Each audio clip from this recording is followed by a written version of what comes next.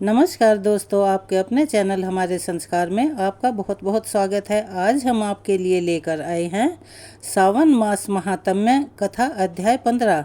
लेकिन उससे पहले अगर आप हमारे चैनल पर नए हैं और अभी तक आपने हमारे चैनल को सब्सक्राइब नहीं किया है तो आप सभी से हाथ जोड़कर निवेदन है कि प्लीज़ हमारे चैनल को सब्सक्राइब करें, वीडियो को लाइक करें, ज़्यादा से ज़्यादा शेयर करें ताकि इन कथा कहानियों का लाभ दूसरों को भी मिल सके।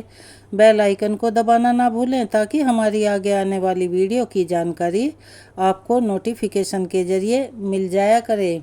दानी हो दो भिक्षा में अपनी अन पायनि भक्ति प्रभो, शक्तिमान हो दो तुम अपने चरणों में अनुरक्ति प्रभो, पूर्ण ब्रह्म हो दो तुम अपने रूप का सच्चा ज्ञान प्रभो, स्वामी हो निज सेवक की सुन लेना करुण पुकार हरे, पार्वती पति हर हर शंभो पाहि पाहि दातार हरे। चलिए एक बार मेरे साथ प्यार से बोलिए, ओम नमः शिवाय, हर हर महादेव, बम बम भोले। आज की सावन मास महात्म्य की कथा का आगे का वृतांत सुनने से पहले जैसा कि आप सभी जानते हैं कि हम इसके अंत में एक कथा आपको और सुनाते हैं। आप सभी से अनुरोध है कि इन दोनों कथाओं को पूरा सुना कीजिएगा, क्योंकि अधूरा छोड़ने पर ना ही सार का पता लगता है और ना ही कथा सुनने का आनंद प्राप्त होता है। तो चलिए शुरू करते हैं। महादेव जी कहते हैं, हे पार्वती, सांबादित्य से उत्तर दिशा में कपालेश्वर विराजमान है। उनका दर्शन करने से मनुष्य अश्वमेध यज्ञ का फल पा लेता है और पूर्व जन्म के पापों से भी मुक्त हो जाता है। उससे उत्तर में कोटीश्वर लिंग है जो सबके पापों का नाश करने वाला है। वहाँ कोटि ऋषियों ने सिद्धि प्राप्त की है, इसीलिए उसका नाम कोटीश्वर है। जो भी मनुष्य भक्ति भाव से कोटेश्वर का पूजन करते हैं उसे 1 करोड़ मंत्र का जप फल प्राप्त होता है। कोटेश्वर के निकट वेद वेता ब्राह्मण को स्वर्ण देना चाहिए। सोमेश्वर दैत्य सूदन बाल रूपधारी ब्रह्मा, अर्क स्थल सूर्य तथा शशि भूषण, यह 6 प्रभास अक्षेत्र के श्रेष्ठ देवता हैं। इनके दर्शन मात्र से मनुष्य कृतार्थ हो जाता है और जन्म से लेकर मृत्यु तक के भयंकर पापों से छूट जाता है। अब पार्वती जी ने पूछा, हे भगवान, अन्य सभी स्थानों में तो वृद्ध रूपी ब्रह्मा हैं, फिर यहाँ पे बाल रूपी कैसे हुए, कृपया बताइए। महादेव जी कहने लगे, देवी, मनुष्य इस संसार में तभी तक दुख शोक और भय के समुद्र में डूबे रहते हैं जब तक कि ब्रह्मा जी के प्रति उनकी भक्ति नहीं होती। जीव का मन जैसे विश्व में लगा है, अगर उसी प्रकार ब्रह्मा जी में लग जाए तो कौन से बंधन से मुक्त नहीं होगा। सोमनाथ से ईशान कोण में और सांबादित्य से अग्निकोण में ब्रह्मा जी का उत्तम स्थान है। वहीं पर बाल रूपधारी ब्रह्मा जी विराजमान हैं, जो संपूर्ण जगत के स्वामी, सब लोगों के सृष्टा और महान तेजस्वी हैं। वे ही इस प्रभास क्षेत्र में 8 वर्ष की आयु में आए हैं। उन्होंने ही सोमनाथ लिंग की स्थापना करके ब्राह्मणों को बहुत सी दक्षिणा दी। प्रभास क्षेत्र में रहते हुए बाल रूपधारी ब्रह्मा जी के 42 वर्ष बीत गए हैं। इस प्रकार उनकी आयु का एक परार्ध व्यतीत हो गया। अब पार्वती जी ने फिर से महादेव जी से पूछा कि हे प्रभु, ब्रह्मा जी के दिन, मास और वर्ष का परिमाण भी बताइए। महादेव जी कहने लगे, देवी, ब्रह्मा जी की जो परम आयु है उसका एक परार्थ बीत गया है, अब दूसरा परार्थ चल रहा है। 8 वर्ष की आयु में वे यहाँ आए थे, इसीलिए उन्हें बाल रूपी कहते हैं। प्रभास क्षेत्र को छोड़कर अन्य सभी तीर्थों में वे वृद्ध रूपी ही हैं। प्रथम कल्प में इनका नाम स्वयंभू था, दूसरे में पद्मभू, तीसरे में विश्वकर्ता और चौथे में बाल रूपी कहे गए हैं। जो मनुष्य प्रतिदिन इन नामों का स्मरण करता है वह दीर्घायु होता है। चंद्र, सूर्य आदि सभी ग्रह देवता, असुर, दानव तथा समस्त त्रिलोकी, ये सब ब्रह्मा जी की ही रात आने पर नष्ट हो जाते हैं। फिर दिन आने पर जब ब्रह्मा जी जागते हैं तब पहले की तरह सृष्टि करने लगते हैं। पलक गिरने में जितना समय लगता है उसके 1/4 भाग को त्रुटि कहते हैं। 2 त्रुटि का 1 निमेष होता है और 15 निमेष की 1 काष्ठा होती है। 30 काष्ठा की 1 कला और 30 कलाओं का 1 मुहूर्त। और 15 मुहूर्तों का एक दिन होता है। दिन के बराबर ही रात का भी मान है। दिन तथा रात दोनों को एक अहोरात्र कहते हैं। 15 दिन रातों का पक्ष और 2 पक्षों का मास होता है। 6 मासों का एक अयन और 2 अयन का एक वर्ष होता है। 432,000 सौर वर्षों का एक चतुर्युग होता है। 71 चतुर्युगों का मनवंतर कहा गया है। यहाँ संक्षेप से इंद्र देवता की आयु बताई गई है। ब्रह्मा जी के एक दिन में 14 मनु और 14 इंद्र नष्ट होते हैं। विश्ववक्ता, विपश्चित, स्वच्छिति, शिवी, विभु, मनोभु, ओजस्वी, बलि, अद्भुत, शांति, वृक्षा, सत्यभामा, दिवसपति, शुचि, ये 14 इंद्र हैं। ब्रह्मा जी का दिन जितना बड़ा होता है उनकी रात भी उतनी ही होती है। यह कल्प का मान बताया गया। पहला श्वेत कल्प है, दूसरे कल्प का नाम नीललोहित, तीसरे का वामदेव, चौथे का रथंतव, पांचवें का रौरव, छठे का प्राण, सातवें का बृहत्कल्प, आठवें का कंदर्प, नवें का सदकल्प, 10वें का ईशान, 11वें का ध्यान, 12वें का शाश्वत, 13वें का उदान, 14वें का गरुड़, 15वें का कूर्म, 16वें का नारसिंह, 17वें का समाधि, 18वें का आत्रेय, 19वें का सोम, 20वें का भावन, 21वें का तत्पुरुष, 22वें का बैकुंठ, 23वें का अर्चित, 24वें का रुद्र, 25वें का लक्ष्मी, 26वें का सारस्वत, 27वें का वैराज, 28वें का गौरी कल्प, 29वें का महेश्वर कल्प और 30वें का पितृकल्प है। यही ब्रह्मा जी की अमावस्या है। ब्रह्मा जी के महीने के यह 30 कल्प बताए गए हैं। इस समय वाराह कल्प चल रहा है। यही ब्रह्मा जी की प्रतिपदा है जिसमें भगवान वाराह ने रसातल से पृथ्वी का उद्धार किया था। 30 कल्पों का ब्रह्मा जी का एक मास माना गया है। ऐसे 12 मासों का एक वर्ष होता है। ऐसे वर्षमान से जब ब्रह्मा जी 8 वर्ष के थे तब सोमदेव उन्हें प्रभास अक्षेत्र में लेकर आए और उन्हीं के द्वारा सोमनाथ जी की प्रतिष्ठा का कार्य संपन्न हुआ। इस प्रकार प्रभास क्षेत्र में निवास करते हुए ब्रह्मा जी का एक परार्थ व्यतीत हो गया और अब दूसरा चल रहा है। इस तरह बचपन से ही उनका इस क्षेत्र में निवास होता है। मनीषी पुरुषों के द्वारा वे बारंबार वंदनीय हैं। यात्रा का उत्तम फल चाहने वाले पुरुषों को पहले उन्हीं की पूजा करनी चाहिए। जो भक्ति पूर्वक ब्रह्मा जी की पूजा करता है वह निश्चय ही मेरा भी पूजन करता है। जो उनसे द्वेष करता है वह मुझसे भी द्वेष करता है। जो उनका पुजारी है वह मेरा भी पूजक है। सुंदरी, ऐसा जानकर मन में भेदभाव न रखते हुए ब्रह्मा, विष्णु तथा रुद्र की एक रूप से ही पूजा करनी चाहिए। देवी भूतेश से वायव्य कोण में 30 धनुष की दूरी पर गोप्यादित्य का स्थान है। पूर्व काल में महातेजस्वी श्री कृष्ण जब 56 कोटि यादवों के साथ प्रभास क्षेत्र में आए उस समय 16,000 गोपियां भी वहीं आ गई। उनमें से जो सर्वश्रेष्ठ 16 गोपियां बताई गई हैं उनके नाम बताता हूँ, सुनो। लंबिनी, चंद्रिका, कांता, अक्रूर, शांता, महोदया, भीषणी, नंदिनी, अशोका, सुपर्णा, विमला, अक्षया, शुभधा, शोभना और पुण्या। यह हंस अर्थात श्री कृष्णचंद्र की कलाएं मानी गई हैं। परमात्मा श्री कृष्ण ही हंस हैं और उनकी ही यह शक्तियां हैं। श्री कृष्णचंद्र स्वरूप हैं और यह गोपियां उनकी कलाएं हैं। उपर्युक्त 15 कलाओं के सिवाय मालिनी उनकी 16वीं कला है। जो पुरुष इस प्रकार जानता है उसे वैष्णव जानना चाहिए।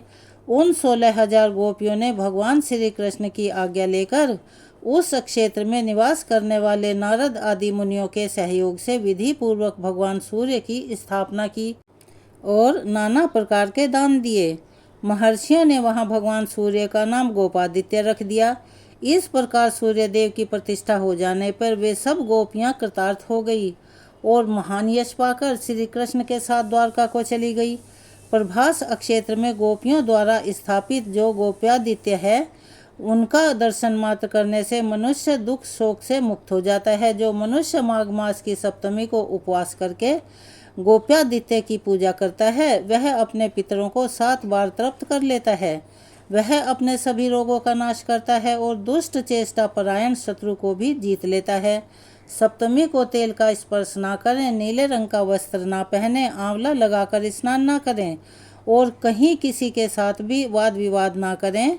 नील के रंगे हुए वस्त्र धारण करके द्विज जो भी स्नान, दान, जप, होम, स्वाध्याय तथा पितृ तर्पण आदि कर्म करता है, वेद तथा उसके पंच महायज्ञ भी उस नील सूत्र के कारण नष्ट हो जाते हैं। अगर ब्राह्मण नील का रंगा हुआ वस्त्र अपने अंगों में धारण कर ले तो रात दिन उपवास करके पंचगव्य पीने से ही शुद्ध होता है। अगर किसी ब्राह्मण के रोमकूपों में नील के रस का अर्थात नील मिश्रित जल का प्रवेश हो जाए तो वह पतित हो जाता है और 3 कृच्छ व्रत करने पर ही उसकी शुद्धि होती है। अगर ब्राह्मण भूल से भी नील वृक्षों के बीच में से निकल जाए तो वह दिन रात उपवास करके पंचगव्य पीने पर ही शुद्ध होता है।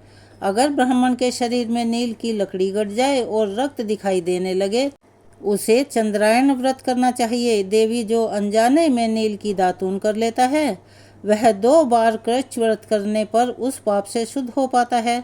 पार्वती कुरु क्षेत्र में 1 लाख गोदान करने से जो पुण्य मिलता है वह सब गोपादित्य के दर्शन मात्र से ही प्राप्त हो जाता है। आज के सावन महात्म्य की कथा को हम यहीं विराम देते हैं। इसके आगे का वृतांत आप हमारी अगली वीडियो में सुन पाएंगे। आप सभी से निवेदन है कृपया उस वीडियो का इंतजार कीजिए। अब बात करते हैं भगवान शिव के 18 नामों के वर्णन के बारे में। भगवान शिव का पहला नाम है शिव, जो समस्त कणों के निधान हैं और भक्तों के समस्त पाप और त्रिताप का नाश करने वाले हैं, उनको शिव कहते हैं। भगवान का दूसरा नाम है पशुपति। ज्ञान शून्य अवस्था में भी सभी पशु माने गए हैं। दूसरे जो सबको अशेष रूप में दिखते हैं वे भी पशु कहलाते हैं। इसीलिए ब्रह्मा जी से लेकर स्थावर पर्यंत सभी पशु माने जाते हैं और शिवजी सबको ज्ञान देने वाले तथा उनको अज्ञान से बचाने वाले हैं, इसीलिए वे पशुपति कहलाते हैं। भगवान का तीसरा नाम मृत्युंजय है। यह सुप्रसिद्ध बात है कि मृत्यु को कोई जीत नहीं सकता। स्वयं ब्रह्मा जी भी युगांत में मृत्यु कन्या के द्वारा ब्रह्म में लीन होने पर शिवजी का एक बार निर्गुण में लय होता है, अन्यथा अनेक बार मृत्यु की ही पराजय होती है।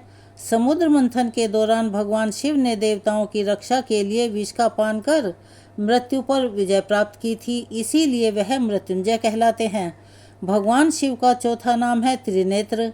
एक बार भगवान शिव शांत रूप में बैठे हुए थे। उसी समय हिमालय पुत्री भगवती पार्वती ने हास परिहास में पीछे से जाकर भगवान शिव के दोनों नेत्र मूंद लिए।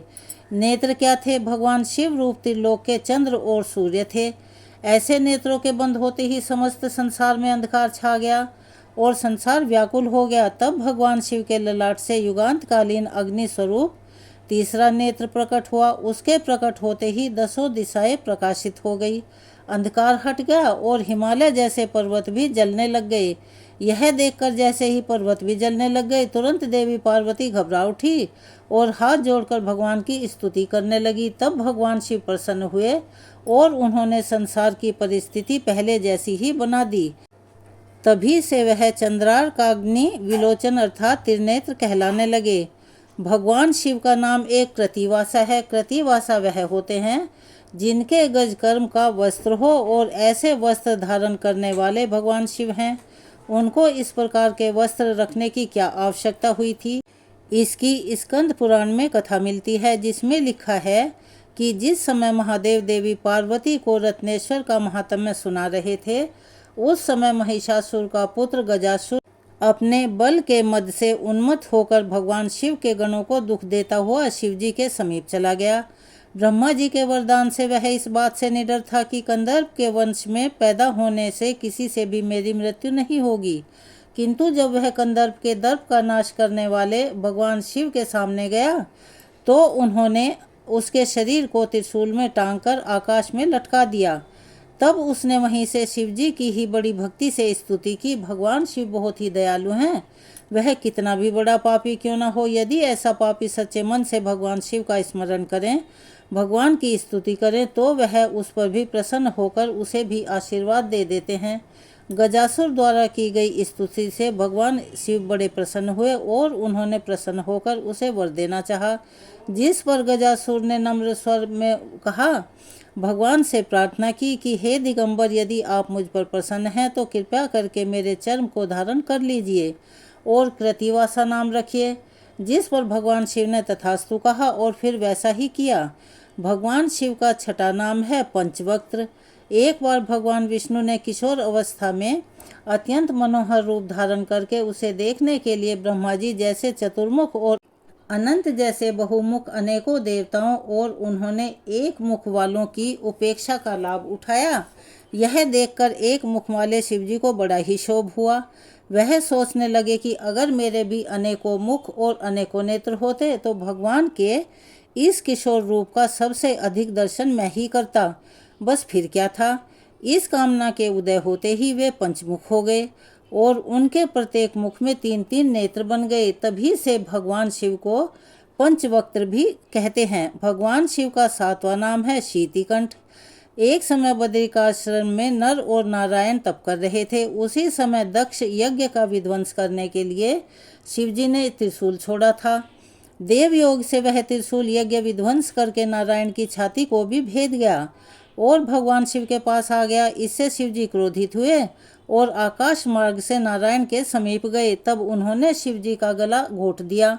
तभी से वह शीतिकंठ भी कहलाने लगे। भगवान का 8वां नाम है खंड परशु।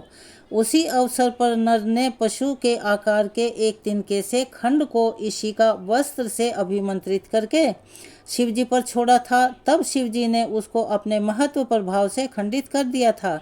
तभी से वह खंड पशु भी कहलाते हैं। भगवान का 9वां नाम प्रमथपित है। कालिका पुराण में लिखा है कि 3 कोटि प्रमथगण भगवान शिव की सदा सेवा किया करते हैं। उनमें 13,000 तो भोग विमुख योगी और ईर्ष्या आदि से रहित हैं। शेष कामुक और क्रीड़ा विषय में भगवान शिव की सहायता करते हैं। उनके द्वारा प्रकट में किसी का कुछ भी अनिष्ट न होने पर उनकी विकटता से लोग भय से कांपते हैं। भगवान का 10वां नाम गंगाधर है। संसार के हित और सगर पुत्रों के उपकार के लिए राजा भगीरथ ने त्रिभुवन व्यापिनी गंगा जी का आवाहन किया। तब यह संदेह हुआ कि आकाश से अचानक पृथ्वी पर प्रपात होने से अनेकों अनिष्ट हो सकते हैं। इसीलिए राजा भगीरथ की प्रार्थना से गौरी शंकर ने गंगा जी को अपनी जटामंडल में धारण कर लिया। इसी से इनका एक नाम गंगाधर भी पड़ गया। भगवान का 11वां नाम महेश्वर है, जो वेदों के आदि में ओमकार रूप में स्थित रहते हैं। वह महेश्वर कहलाते हैं। संपूर्ण देवताओं में प्रधान होने के कारण इन्हें भी महेश्वर ही कहा जाता है। भगवान का 12वां नाम रुद्र है। दुख और उसके समस्त कारणों के नाश करने से तथा संहार आदि में क्रूर रूप धारण करने से शिवजी को रुद्र भी कहा जाता है। 13वां नाम विष्णु है। पृथ्वी, अप, तेज, वायु, आकाश, इन 5 महाभूतों में तथा जड़ चैतन्य आदि संपूर्ण सृष्टि में जो सदैव व्याप्त रहते हैं उन्हीं को विष्णु कहते हैं। यह गुण भगवान शिव में सर्वदा विद्यमान रहता है। इसीलिए शिवजी को विष्णु भी कहा जाता है। 14वां नाम पितामह है। आर्यमा आदि पितरों के तथा इंद्र आदि देवों के पिता होने और ब्रह्मा जी के भी पूज्य होने से भगवान शिव को पितामह भी कहते हैं। 15वां नाम संसार वैद्य है। जिस प्रकार निदान और चिकित्सा के जानने वाले सवैद्य उत्तम प्रकार की महाऔषधियाँ और अनुभूत प्रयोगों से संसार के समस्त शारीरिक रोगों को दूर करते हैं, उसी प्रकार भगवान शिव भी अपनी स्वाभाविक दयालुता से संसारियों को भवबंधन से मुक्त कराते हैं। अन्य वेद आदि शास्त्रों में भी सिद्ध किया गया है कि भगवान शिव अनेक प्रकार की अद्भुत, अलौकिक और चमत्कृत औषधियों के ज्ञाता हैं। उनके पास से अनेक प्रकार की महाऔषधियाँ प्राप्त हो सकती हैं। वे मनुष्यों के सिवाय पशु, पक्षी और कीट पतंगों आदि ही नहीं, स्थावर जंगात्मक संपूर्ण सृष्टि के प्राणी मात्र की प्रत्येक व्याधि, प्रत्येक रोग के ज्ञाता और उसको दूर करने वाले भी हैं। इसीलिए वह संसार वैद्य के नाम से भी जाने जाते हैं। भगवान शिव का 16वां नाम है सर्वज्ञ। तीनों लोकों और तीनों काल की संपूर्ण बातों को भगवान सदाशिव अनायासे जान लेते हैं। इसी से उन्हें सर्वज्ञ कहते हैं। भगवान शिव का 16वां नाम है परमात्मा। अब तक के बताए गए सभी गुणों से संयुक्त होने पर समस्त जीवों की आत्मा होने से भगवान शिव परमात्मा भी कहलाते हैं। भगवान शिव का 18वां नाम है कपाली। श्री ब्रह्मा जी के मस्तक को काटकर उनके मस्तक को कई दिनों तक अपने कर में धारण करने से आप कपाली कहे जाते हैं। तो यह थी भगवान शिव के 18 नामों की जानकारी। आपको कैसी लगी? आपके लिए कितनी लाभप्रद रहेगी इसकी जानकारी? अपनी राय कमेंट्स बॉक्स में अवश्य लिखें। अगर आप हमारे चैनल पर नए हैं और अभी तक आपने हमारे चैनल को सब्सक्राइब नहीं किया है तो प्लीज़ हमारे चैनल को सब्सक्राइब करें, वीडियो को लाइक करें, ज़्यादा से ज़्यादा शेयर करें ताकि इन कथा कहानियों का लाभ दूसरों को भी मिल सके। बेल आइकन को दबाना ना भूलें ताकि हमारी आगे आने वाली वीडियो की जानकारी आपको नोटिफिकेशन के ज़रिए मिल जाया करे। अपना प्यार और सहयोग हमें ऐसे ही देते रहें। कमेंट्स बॉक्स में ओम नमः शिवाय, हर हर महादेव, बम बम भोले लिखना ना भूलें। धन्यवाद।